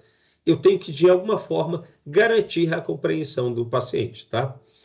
Inciso 2, solicitar ao paciente documento válido com foto que comprove sua identificação para cadastro. Inciso 3, dispor de instruções escritas, disponíveis e atualizadas para todas as atividades pré-analíticas. E 4, disponibilizar meios que permitam a rastreabilidade de toda a fase pré-analítica. Parágrafo 1º. Para pacientes em atendimento de urgência ou submetido a regime de internação, a comprovação dos dados de identificação também poderá ser obtida em seu prontuário. Obviamente, aquele paciente talvez não tenha uma forma de se comunicar eficiente e não tenha à mão os seus documentos. O prontuário pode ser a fonte de informação para tanto. Parágrafo 2º. O profissional responsável para a coleta do material biológico para exames anatomopatológicos deve certificar-se da identidade do paciente e da correta caracterização do material a examinar. E o último parágrafo do artigo 132, no âmbito das políticas públicas de promoção e proteção à saúde, prevenção e controle de doenças, ou seja, nas políticas públicas de saúde, na ausência de documento válido com foto, a comprovação de identificação do paciente para o cadastro poderá ser feita conforme estabelecido em norma vigente do Ministério da Saúde. Como essa norma pode ser dinâmica, ela pode ser alterada, substituída ou de alguma forma enxergada de uma outra maneira, não está escrito, então deve ser consultado o próprio órgão, o próprio Ministério da Saúde, para saber qual é a norma vigente. Artigo 133. O serviço que executa as atividades relacionadas ao EAC, que coleta o material biológico, é responsável pelo cadastro do paciente. Entende-se que o serviço ele vai fazer 2 cadastros, tá? Cadastros. O cadastro do paciente e o cadastro da amostra são cadastros distintos. O paciente tem que ter todos seus dados registrados e o EAC também tem que ter seus dados registrados. Mas vamos chegar lá. Vamos iniciar pelo cadastro do paciente, no artigo 134. O cadastro do paciente deve incluir as seguintes informações: 8 incisos. O número de registro de identificação do paciente, nome completo, nome social, quando aplicável, data de nascimento, sexo biológico, o nome da mãe, telefone ou endereço e o nome e contato do responsável em caso de menor de idade ou incapaz. Já no artigo 135, a gente apresenta que o serviço que executa as atividades relacionadas ao EAC, que coleta o material biológico, é responsável por realizar o cadastro do EAC. Então, como eu já falei, é o cadastro do paciente, conforme o artigo 134, e agora no artigo 136 eu trago as informações do cadastro do EAC. São aqui 12 incisos, também relativamente tranquilo a sua interpretação. O nome do solicitante, a data e horário de atendimento, horário de coleta do material biológico, quando aplicável. O 4, o nome e número do cadastro do CNES, da unidade responsável pela coleta do material biológico. Exames solicitados de tipo de material, informações adicionais, se utiliza algum material, se utiliza alguma substância, uma vitamina ou algo assim. Nome do profissional que executou o cadastro, nome do profissional que executou a coleta do material biológico, quando aplicável, nome do profissional que validou o recebimento do material biológico, quando aplicável, data prevista para entrega do laudo, quando aplicável, indicação de urgência, informações adicionais do paciente relevantes ao EAC, como o uso de medicamentos, vitaminas e condições de saúde. Fundamental, tá certo? A anamnese, algo entendido como uma anamnese, o cadastro do EAC, ele tem que ter todas essas perguntas para poder trazer as informações necessárias para quem for realizar a análise. Artigo 137, o serviço que executa EAC deve fornecer ao paciente ou ao seu responsável um comprovante de atendimento contendo 6 incisos. Inciso 1, número de registro, nome do paciente, data do atendimento. Já no 4, data prevista de entrega do laudo. 5, relação dos exames solicitados. E 6, dados do contato do serviço que executa as atividades relacionadas ao EAC. Nesse comprovante de atendimento, todas as informações, porém, no parágrafo único, a gente traz um ponto de atenção. O comprovante de atendimento poderá ser dispensado nos casos de EAC cuja execução ocorra no ato da coleta, mediante a entrega do laudo ao paciente ou ao seu responsável. Então, quando eu tiver um laudo entregue imediatamente durante, ou melhor, após a execução do EAC, eu posso substituir essas informações com a entrega do laudo, tá bom? Artigo 138, o material biológico deve ser identificado no momento da coleta ou do seu recebimento pelo serviço que executa as atividades relacionadas ao EAC. Parágrafo 1º, a identificação do material biológico deve conter, no mínimo, 4 incisos: nome do paciente, data de nascimento ou idade, tipo de material e número de registro de identificação do paciente. É no mínimo, então pode-se colocar mais formas de identificar o material biológico, tá bom?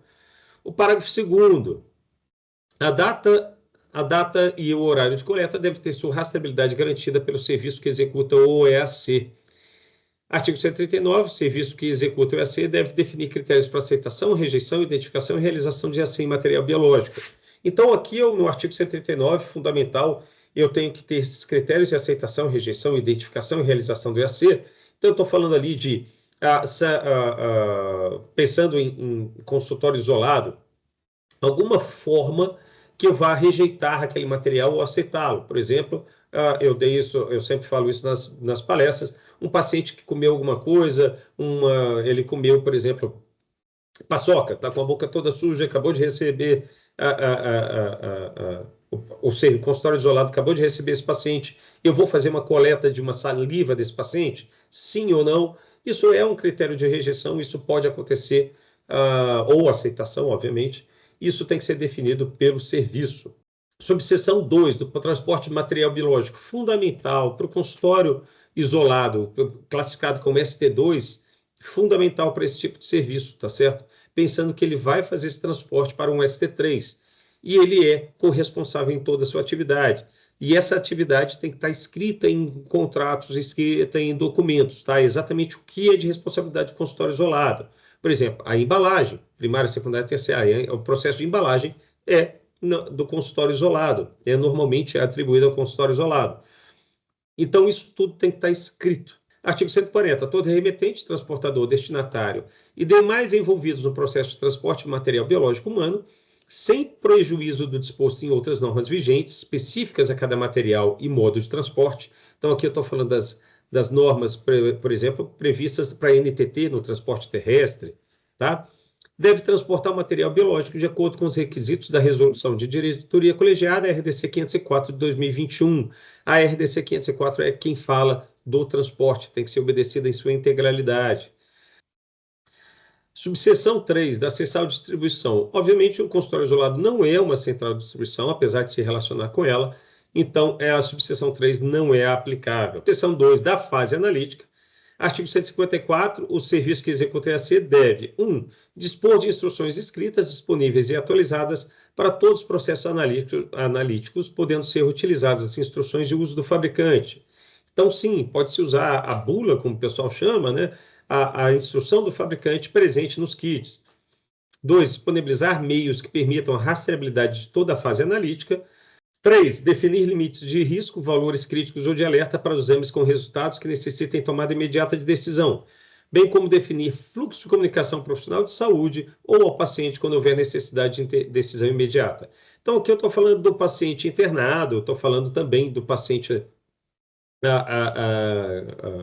que foi à porta do seu serviço e foi analisado, e foi recebido no seu consultório isolado, o seu paciente ali na sua mesa. Quando o exame apontar para o resultado crítico, seja para mais, seja para menos, um valor muito alto, um valor muito baixo, eu tenho que, de alguma maneira, informar ou o profissional de saúde responsável por aquele paciente ou o paciente propriamente dito. Inciso 4. Definir, quando aplicável, o grau de pureza da água reagente utilizada na realização de exames e no controle de qualidade. Inciso 5. Implementar as avaliações de testes necessários para assegurar a conformidade desse grau de água reagente. Artigo 155. O processo analítico deve ser referenciado nas instruções de uso do fabricante, referências bibliográficas ou em pesquisa cientificamente válida conduzida pelo serviço que executa o EAC. No caso dos consultórios isolados, referência bibliográfica ou pesquisa cientificamente válida não são passíveis de uso. Então, o consultório isolado só pode referenciar seu processo analítico nas instruções de uso do fabricante. Artigo 156. O serviço que realiza teste de sensibilidade aos antimicrobianos e detecção fenotípica de mecanismos de resistência deve seguir a portaria número 64 de 2018 e suas atualizações e utilizar a cobertura de referência listadas dos documentos do BRCast, tá bom? Dando sequência, a gente entra na subseção 1 da metodologia própria. Ele não é aplicável ao consultório isolado. O consultório isolado não pode executar metodologia própria, somente o serviço tipo 3. Seção 3, a fase pós-analítica. Então, eu já passei a pré-analítica, a analítica, estamos entrando agora na pós-analítica. Pós-analítica é tudo que é feito, parece muito óbvio, mas tudo que é feito pós-produção do resultado do EAC, tá bom? Então, artigo 165. O serviço que executa EAC deve possuir instruções escritas para a liberação de resultados e assinatura legalmente válida de laudos que contemplem as situações de rotina, plantões, urgências e emergências. Parágrafo único. O serviço que executa EAC deve definir o fluxo de comunicação ao paciente, ao médico, ao profissional ou profissional de saúde responsável pelo paciente quando houver necessidade de decisão imediata. Artigo 166. O laudo deve ser legível, sem rasura de transcrição, escrito em língua portuguesa, datado e assinado por profissional de nível superior legalmente habilitado. A assinatura do laudo não é necessariamente feita por quem executou o teste, tá? O exame. Ele é por um profissional de nível superior legalmente habilitado. Significa que eu tenho o aval, a validação daquele laudo dado por um profissional de nível superior, mas não necessariamente quem executou o exame, tá? E também, obviamente, não precisa ser o RT. O laudo deve conter, no mínimo, aqui nós temos 14 incisos, eu vou lê-los de uma maneira mais simples, mais rápida, mas é só segui-los, não tem muito para onde fugir.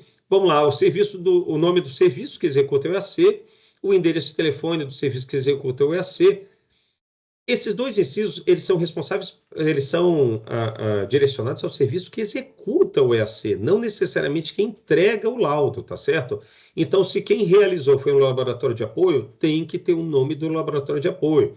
Se quem realizou os EACs, eu tenho ali 5, 10, 15 EACs, tenho um laboratório de apoio para cada um desses EACs, eu tenho que ter os 15 nomes dos laboratórios que realizaram a análise, tá certo?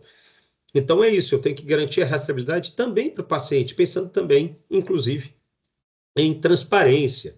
Se você é o laboratório, você é o consultório isolado e não executou, quem executou foi um ST3, tem que estar escrito lá no laudo, tá bom? Inciso 3, nome e número de registro do RT, no respectivo conselho de classe profissional, o médico vai no CFM, o farmacêutico no CFF, por aí afora. Nome e número do registro no respectivo conselho de classe profissional legalmente habilitado que assina o laudo do exame, lembrem que podem ser 2 profissionais. 5, nome e registro de identificação do paciente, data ou data de nascimento, data de coleta do material biológico, nome do exame, tipo de material e método analítico. 9, resultado do exame e unidade de medição, valor de referência, limitação técnica da metodologia e dados para interpretação, especificação da metodologia própria, não é aplicável ao consultório isolado. Quando for aceito material biológico com restrição, essa condição deve constar no laudo, data de emissão do laudo e assinatura legalmente válida. Tá ok? É muito tranquilo, o laudo tem que constar com todas essas informações. Artigo 170. Caso haja necessidade de retificação em qualquer dado constante do laudo já emitido, a mesma deve ser feita em novo laudo em que fique clara a retificação realizada. Tá? Esse laudo, pensando no consultório isolado, ele pode vir nos documentos internos do consultório isolado. Então, o médico, por exemplo, o profissional médico, que realiza o seu exame, e dentro desse exame ele executou o EAC, nos documentos entregues ao paciente pode ter lá resultado do exame, laudo de execução do EAC. Isso ele não precisa necessariamente vir em folhas ou em formulários separados, tá? Parágrafo único. Em caso de alterações relevantes após o laudo já ter sido entregue ou disponibilizado, o ST2 e o serviço tipo 3 devem assegurar que seja realizado contato com o paciente ou seu responsável, informando o fato e registrando o nome contatado e a data de tal comunicação. Capítulo 4 da gestão do controle da qualidade. Já estamos caminhando para o final da RDC, estamos entrando agora no controle de qualidade. Artigo 171. Esse serviço que executa o EAC deve assegurar a confiabilidade do EAC por meio da GCQ, da gestão do controle da qualidade. A GCQ é composta, no mínimo, pela realização do SIC e do SEC, controle interno da qualidade, controle externo da qualidade. O controle interno da qualidade não substitui o controle externo da qualidade. O controle externo da qualidade também não substitui o SIC. Eles têm funções distintas, tá certo? O SIC ele avalia a precisão do sistema analítico, o SEC ele analisa a exatidão do sistema analítico, tá? Então não há substituição e não há como ser executado um em detrimento do outro, tá? Os dois têm que ser realizados indistintamente pelo consultório isolado. Artigo 173, o SIC e o SEC devem ser realizados exclusivamente no serviço que executa EAC em loco, sendo vedada a sua realização fora do estabelecimento. Não posso terceirizar, não posso enviar material para que alguém execute por mim, tá? É sempre em loco, sempre pelo próprio serviço. Artigo 174, o serviço que executa EAC deve manter registro do controle de qualidade, bem como suas instruções escritas para sua realização. Artigo 175, o serviço que executa EAC deve ter o GCQ aplicado a todos os EACs realizados. Então, é de uma maneira ampla e indistinta, tá? Eu tenho 10 EACs, eu executo 10 controles de qualidades distintos, tá? Artigo 176, a GCQ deve ser documentada contemplando 5 incisos. 1. Lista de todos os exames realizados. 2. Forma de controle e frequência de utilização. 3. Limites e critérios de aceitabilidade para o resultado de controle. 4. Avaliação e registro dos resultados. 5. Relatório de desempenho do SEC de todos os exames realizados pelo serviço que executa EAC, que utilizar amostra de controle comercial emitido por provedor de ensaio de proficiência com uma frequência no mínimo anual. Agora a gente entra na parte específica do SIC e logo depois falaremos um pouco do SEC. O SIC é um pouco mais complexo, porque ele traz algumas peculiaridades, mas eu vou explicá-las todas aqui agora. SIC, seção 1, artigo 177. Todo serviço que executa EAC deve participar de programas de controle interno da qualidade. Todo o programa, tá certo? Não é só todos os serviços, melhor dizendo. independente de serem participantes de uma rede ou da ideia de matriz e filial, isso não altera a realização do SIC, tá? Se eu tenho 10 serviços, independente da relação entre eles, uma matriz e 9 filiais, todos devem, de forma individual, participar de programas de SIC. Artigo 178. A participação no programa de SIC deve ser individual para cada serviço que executa o EAC. Artigo 179. O serviço que executa o EAC deve realizar o SIC em todos os equipamentos em uso. Cada serviço dessa rede de 10 que eu ilustrei aqui, se cada serviço tiver 10 equipamentos, eu vou ter 10 SICs para esses 10 equipamentos de cada um dos serviços, tá? O 180, o serviço que executa o EAC deve realizar o SIC para todos os analitos executados, contemplando, antes que eu leia os 5 incisos, cada serviço que tem seus equipamentos e cada equipamento que realiza X analitos, eu tenho que fazer SIC para todos, tá certo? Então, vamos lá, um exemplo. Eu tenho 5 serviços ligados em rede, tá? Não me importa, eu vou ter 5 programas de SIC. Para cada consultório isolado. Aí eu pego esse consultório isolado, lá eu tenho 5 equipamentos, eu tenho que realizar o SIC em cada um desses equipamentos. Cada equipamento faz 5 analitos distintos. Eu vou ter que realizar SIC para esses 5 analitos.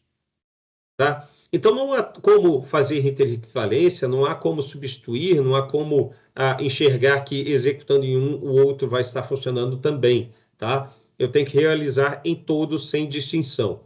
Agora, vamos continuar no artigo 180, nos incisos do 180. 1. Monitoramento da fase analítica pela análise da amostra-controle, com registro do resultado obtido e análise dos dados. Esses dados têm que ser analisados e essa análise tem que estar escrita em algum lugar, com seus resultados, com sua investigação, caso haja algum fator analisado que apareça fora do que deveria estar. Inciso 2, definição dos critérios de aceitação e rejeição dos resultados por tipo de analito, de acordo com a metodologia utilizada. 3, liberação ou rejeição das análises após a avaliação dos resultados das amostras-controle. 4, registro das inadequações, investigação de causas e ações tomadas para os resultados rejeitados das amostras-controle. E 5, critério de avaliação dos resultados das amostras-controle.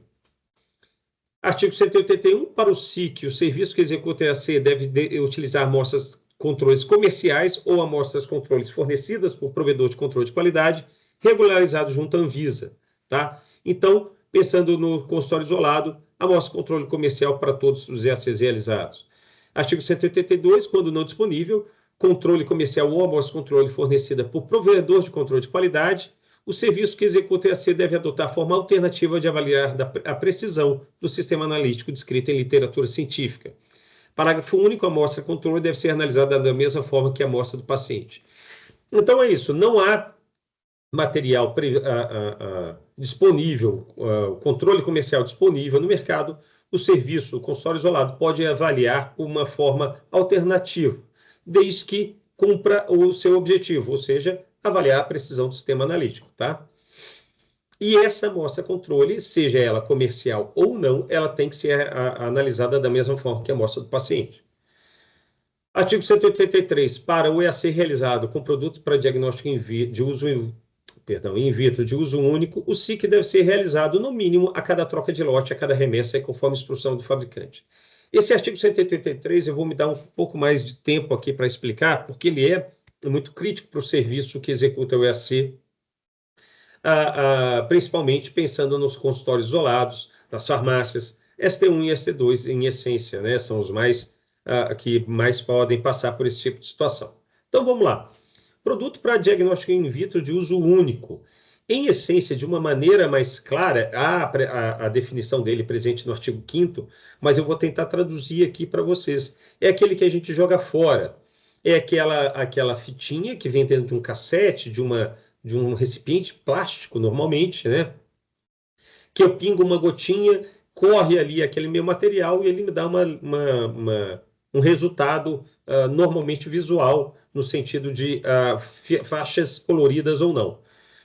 Eu estou falando aqui do exame de glicemia, do exame para gravidez, normalmente, tá? Então, esse esse exame que eu usei e joguei fora logo após o uso, ele é o de uso único. Se porventura é um exame realizado no equipamento, onde eu coloco insumos, vem o resultado e eu não jogo fora esse material, ele não é o de uso único, tá? Então, é muito focada no uso daquele equipamento. Joguei fora, uso único, não joguei fora, não é uso único. Então, para esse tipo de equipamento, de produto, perdão, o SIC deve ser realizado no mínimo a cada troca de lote, a cada remessa e conforme instruções do fabricante, tá? Então, eu no CAPT apresento 3 situações que o SIC tem que ser realizado. Troca de lote, esse lote é verificado na própria embalagem ou na instrução de uso do fabricante.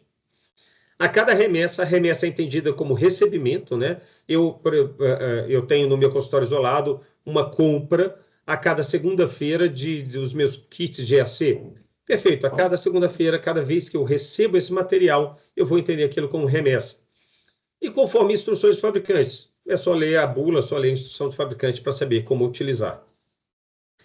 Parágrafo 1º. Caso o produto para diagnóstico de uso in vitro, de uso único, utilize equipamento de medição na execução do EAC, o SIC deve ser realizado a cada manutenção preventiva e manutenção corretiva. Aqui eu acrescento mais uma execução do SIC para manutenção quando houver um equipamento de medição. Então, além daquela fitinha, normalmente vem uma fitinha, né? Eu tenho um equipamento que é quase que uma lente de aumento, ou um equipamento que faz uma leitura técnica daquela fitinha. Quando eu realizar a manutenção, seja preventiva ou corretiva deste equipamento, eu também tenho que realizar o SIC. Parágrafo 2º. Para o EAC que requeira produto para diagnóstico in vitro não contemplado no caput desse artigo, o SIC deve ser realizado no mínimo a cada corrida analítica, ou seja, aqueles que não são de uso único, tá certo? Estou falando daqueles que trabalham com reagentes, aqueles de alguma maneira mais permanentes no serviço, conforme as instruções do fabricante a cada manutenção preventiva e a cada manutenção corretiva. Então, a cada rodada, cada corrida analítica, conforme instrução, e a cada manutenção eu também tenho que realizar o SIC nesse tipo de produto. Artigo 184, faltam agora exatos 10 artigos para a gente finalizar essa norma. A frequência de realização do SIC a cada troca de lote poderá ser reduzida de acordo com critérios tecnicamente estabelecidos, desde que percebam que estamos falando só da troca de lote, não estamos falando da remessa, não estamos falando da manutenção, não estamos falando da instrução de fabricante. Então, mesmo que não haja troca de lote, mas venha em remessas distintas, eu tenho que realizar SIC, tá? Pensem que isso é só e somente só para lote. Inciso 1, seja garantido o atendimento ao objetivo do SIC, avaliar a precisão. 2, seja oferecido pelo fornecedor treinamento inicial de implantação dos testes, cuja evidência deve ser mantida no serviço. Inciso 3, estejam disponíveis certificados aprovados pelo Programa de Certificação Lote a Lote, que devem ser conduzidos por laboratórios acreditados pela NBR ISO IEC 17025 ou pela NBR ISO 15189 e contratados pelos detentores do registro, tá? Esse certificado lote a lote, ele supre a necessidade do SIC realizado por lote, tá? É um certificado feito pelo fabricante ou pelo detentor do registro do produto e enviado junto com esse produto, avisando, com uma série de informações, avisando que aquele lote foi avaliado por um laboratório certificado. O certificado lote a lote não supre, eu tenho que repetir, reforçar, não supre a necessidade de execução de SIC por remessa, por instrução de fabricante e por manutenções, tá? É só para lote. Parágrafo único. Certificado fornecido por programa de certificação lote a lote deve ser mantido pelo serviço que executa as atividades relacionadas ao EAC e estar disponível para a autoridade sanitária competente. Seção 2, saímos do SIC e entramos no SEC. O SEC, vocês vão perceber que ele mantém a mesma lógica do SIC, na sua realização para cada serviço, na sua realização para cada equipamento e na sua realização para cada EAC executado no serviço, tá? Então, apesar de ser um outro teste, um outro controle, perdão, com um outro objetivo, ele tem uma forma de uso muito semelhante. Artigo 185. Todo serviço que executa EAC deve participar de programa de SEC, da mesma maneira que eu informei de SIC, não é essa informação, essa execução independe da relação sede-filial, da relação pertencentes a uma rede de consultórios, tá certo? Cada um tem que executar. Artigo 186, a participação em programa de SEC deve ser individual para cada serviço que executa EAC. 187, o serviço que executa EAC deve realizar o SEC em todos os equipamentos em uso. Artigo 188, o serviço que executa EAC deve realizar o SEC em todos os analisados, exatamente da mesma maneira que o SIC. Artigo 189, o serviço que executa EAC deve verificar com frequência, no mínimo anual, a disponibilidade de ensaios de proficiência para esses exames junto aos provedores de controle de qualidade. Parágrafo único. Para os exames não contemplados no programa de SEC, o serviço que executa EAC deve adotar forma alternativa de avaliação da exatidão do sistema analítico, descrita em literatura científica. Então, aqui a gente manteve a mesma lógica que o SIC, tá certo?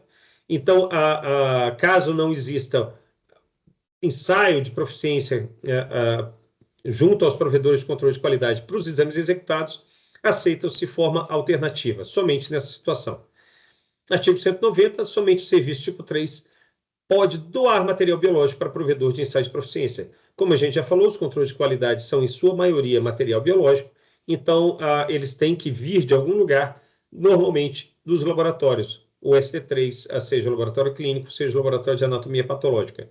Não é permitido esse tipo de doação para o ST1 e ST2. Capítulo 8, das disposições finais transitórias, aqui a gente apresenta já ao final desse documento. No artigo 191, a gente fala que a norma tem prazo, os serviços que tratam essa norma têm um prazo de 90 dias para adequação aos termos da resolução, contados a partir de sua publicação. O parágrafo único, os itens relativos à infraestrutura devem ser atendidos quando forem realizadas reformas ou ampliações de serviços existentes, construções novas ou adequações de estabelecimentos anteriormente não destinados a serviço de saúde ou que tiveram alteração no uso de um ou mais de seus ambientes.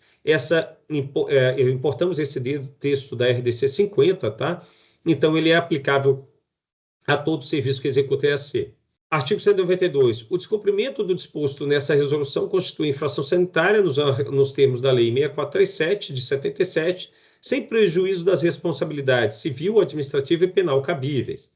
Artigo 193. Revoga-se a RDC 786, de 2023. E, por último, artigo 194, essa resolução entra em vigor na data de sua publicação. Finalizamos aqui, quero agradecer a todos pela paciência. Esperamos mesmo, a Anvisa espera que a gente tenha conseguido alcançar um maior esclarecimento na execução dos itens normativos e fiquem atentos ao nosso site para observar as novas publicações, os novos materiais que vamos produzir, sempre pensando na maior clareza na execução dos itens normativos. Muito obrigado a todos e até a próxima.